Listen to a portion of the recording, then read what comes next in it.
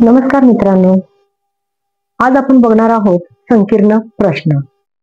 संकीर्ण प्रश्नामध्ये जे गणित किंवा जी उदाहरणं विचारलेली असतात ती उदाहरणे कोणत्याही सूत्राशिवाय नेहमीच्या पद्धतीने कोणत्याही सूत्राशिवाय कशी सोडवायची ते आपण आज बघणार आहोत. त्याच्यासाठी एक उदाहरण दिले ते बघा. एका शाळेत विद्यार्थी व शिक्षक यांची एकूण संख्या 1040 आहे. त्यांची एकूण संख्या 1040 आहे. त्या शाळेत प्रत्येक 15 विद्यार्थ्यांमागे एक शिक्षक असेल तर एकूण शिक्षकांची संख्या किती? आता नेहमीप्रमाणेच आपल्याला जेव्हा असा एवढा मोठा प्रश्न विचारलेला असतो तर आपलं लक्ष फक्त एका टिपिकल पॉइंटकडे गेलं पाहिजे. एका टिपिकल पॉइंटकडे किंवा एका टिपिकल मुद्द्याकडे आपलं लक्ष वेधलं पाहिजे आणि तो मुद्दा म्हणजे शिक्षकांची संख्या.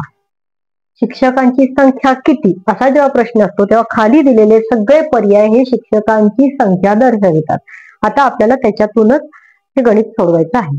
तर शिक्षकांची संख्या घेऊन म्हणजे ह्याच्यातून आपण काय करायचं, हे सगळे काय आहेत 1040 म्हणजे हे विद्यार्थी आणि शिक्षक असे दोघं मिळून आहे.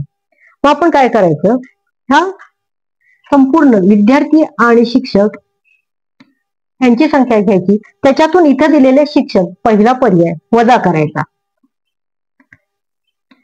म्हणजे पहिला पर्याय आपण वजा का करतो तर तो शिक्षक बाजूला काढले तर राहिलेले मुलं राहतील, विद्यार्थी राहतील आणि त्यांचे आपण 15-15 गट म्हणजे त्या आलेल्या संख्येला आपण 15 भागलं तर त्यांचे 15-15चे गट तयार होतील आणि राहिलेले हे शिक्षक आहेतच.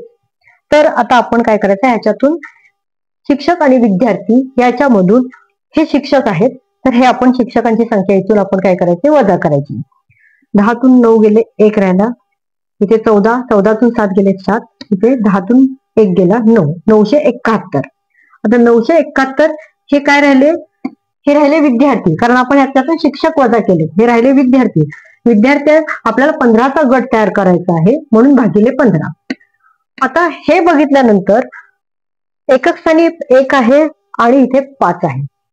विभाज्यतेच्या कसोटीनुसार असं जेव्हा असतं त्यावेळेला ह्याला भाग जात नाही, हे सरळ सरळ दिसते. तुम्ही म्हणजे भागाकार करण्याच्या भानगडीतच पडायचं नाही.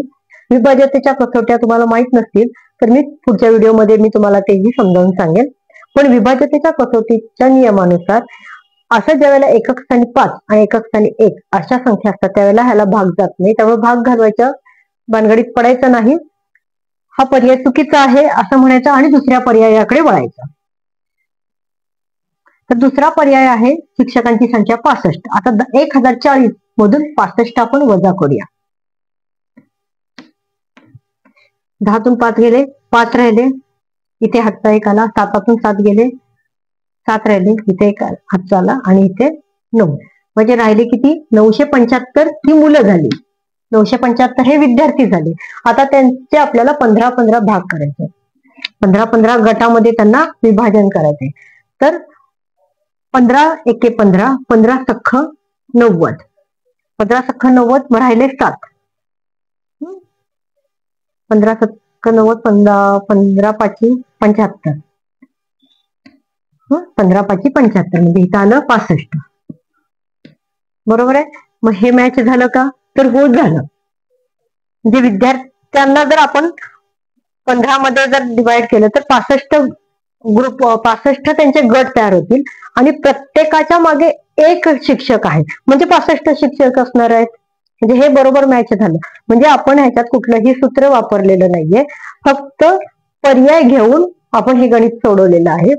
अशाच पद्धतीची कोणतीही गणित तुम्हाला जर हवी असतील की जी कोणतंही सूत्र न वापरता सोडवता येतात, ती कशी सोडवायची त्याच्या ट्रिक्स जर तुम्हाला हव्या असतील तर मला कमेंट करून नक्की सांगा. त्या पद्धतीचे व्हिडिओ तयार करण्याचा मी नक्कीच प्रयत्न करेन. तुम्हाला जर माझं शिकवणं आवडत असेल तर माझ्या व्हिडिओला लाईक करा, शेअर करा आणि माझा क्विक ट्रिक हा चॅनल आहे त्याला सबस्क्राईब सुद्धा करा. इथून पुढे आपण भेटूया नवीन उदाहरणांसहित आणि नवीन गणितांबरोबर. तोपर्यंत जय शिवराय.